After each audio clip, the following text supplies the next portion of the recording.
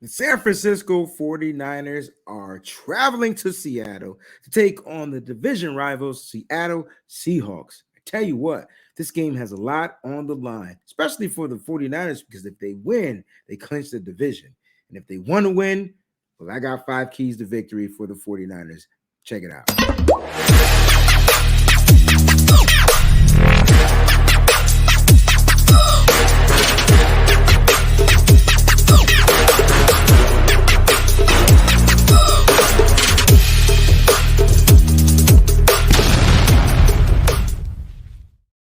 What's going on, ladies and gentlemen? It's your boy Wayne Breezy. Hey, we got 5 keys to the victory brought to you by 49erswebzone.com. I'm going to tell you right now, this is going to be really tough game for the San Francisco 49ers. All right. Listen, really quickly, shout out to our sponsors over at MyBookie. You can bet anything, anytime, anywhere with MyBookie. Go to www.mybookie.ag. Bet anything, anytime, anywhere. Let's get down to the keys to victory. Now, here I am in Seattle saying to myself, what do the 49ers have to do to beat this team? Last time they won here, I believe, was in 2019 with Jimmy Garoppolo, things like that. Well, guess what? Jimmy Garoppolo is no longer the quarterback at the moment. He suffered an injury. He's going to be out probably for the remainder of the regular season, and we'll see how that fares. But when I'm thinking about the keys to victory and how the 49ers can win this game, it's simple. All right, it's 5 things, only 5 things. Number 1, take away the run. The one thing that the 49ers defense has been doing all year long was not allowing like 100 yards. They're not even giving up close to 100 rushing yards per game. Now, the difference between this particular Seattle Seahawks team and the Seattle Seahawks team in week 2 is the actual running back. They did not have rookie running back Kenneth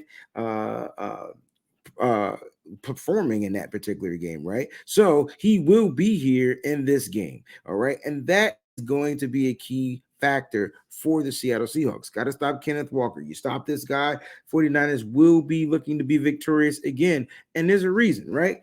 If they can't run the ball, they're going to have to throw the ball, which leads to my next key to victory, right? Make them one-dimensional. Take away the run, force Geno Smith to pass the ball all day long. All day long. Why? Because if he passes the ball, more times he passes the ball, the more mistakes he's going to be. And without a balanced game, teams usually don't win, right? There's a crazy high percentage where teams just don't win when the game is not necessarily balanced. You want to find a way to run the ball, and then you throw the ball to complement what you're doing in the run game, or vice versa. But you want it to be kind of close to those in numbers. I tell you what, make them one-dimensional.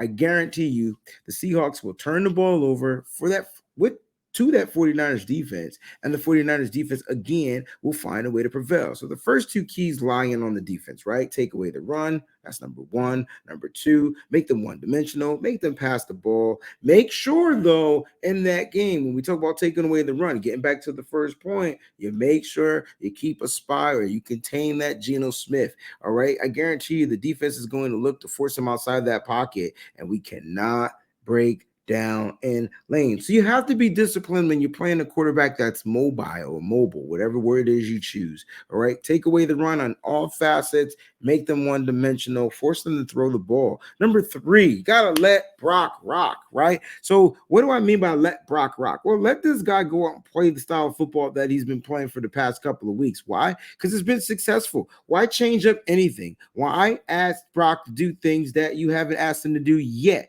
Can you still install a couple of new things that Brock may be able to take on? Yes, but don't sit there and come up with a crazy game plan for Brock Purdy when you know what he can do. You know what he's capable of doing. He's able to extend plays. He's able to get outside the pocket. He's able to throw inside the pocket. He's really going to play action pass.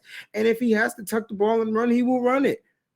Now, Brock Purdy has suffered some type of an oblique injury, so he's not going to be at 100%. But I tell you what, let Brock rock. This team won't be able to stop. All right, let Brock rock. Number 4, got to find a way to spread the ball. Spreading the ball is key. One thing I like about Brock Purdy is he's not trying to force the ball to one particular player every single time, right? He's getting it to Ayuk. He's getting it to Debo. He's getting it to CMC. He's getting it to Kittle. He's getting it to Jawan. He's getting it to Ray Ray. He is spreading the ball out to all his weapons out there. What does that do for a defense? Well, it keeps them somewhat playing somewhere honest, because if the defense can't tell where you're going with the ball, they won't be able to cheat or have some type of advantage to say, oh, he's going to Debo. Let's go ahead and play a little bit tighter and cheat over on Debo's side. Or hell, they're going to do it on Kittle's side. Like, no. Brock continues to find ways to spread the ball, and that's why the 49ers offense has been successful over the past couple of weeks. He's spreading it out. He's putting it here. He's getting it to Kyle Juszczyk. He's getting everybody he can include and get involved. Matter of fact, he almost got Mike McGlinchey with his first reception probably of his career. Anyway, Brock has to continue to spread the ball, and you do that by letting Brock rock. So spread the ball out, and the 49ers will be just fine. Number 5, this is probably the most important key. Don't be fooled. What do I mean by that?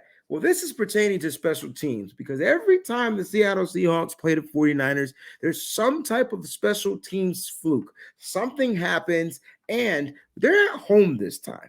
Luckily, we were up 27-0 or whatever at the time in week 2, where they blocked the field goal and got the 7 points, or got the touchdown. They blocked the kick and got a touchdown. But you don't want the special teams to get any juju whatsoever in this game. All right. So you can't be fooled. And Pete Carroll, you don't know when he's going to dial it up. You don't know when it's coming. But I tell you what, if the 49ers just play with that anticipation of it happening without giving up their style on special teams, they're going to be just fine. They're going to be just fine. Ladies and gentlemen, thank y'all so much for tuning in to the Keys of Victory. We'll recap them really quickly. You got take away the run. You got make them one-dimensional. Let Brock rock. Spread the ball and don't be fooled. You have it. 49ers do that. They'll be walking into 10-4. They'll be clinching division. And look, their win streak will stay alive. This is crazy that the 49ers are going on this crazy long win streak. And I really truly believe that it's going to stay alive. Y'all stay up. Y'all stay faithful. Shout out to my Webzone family. It's been real. Peace out, family. Peace.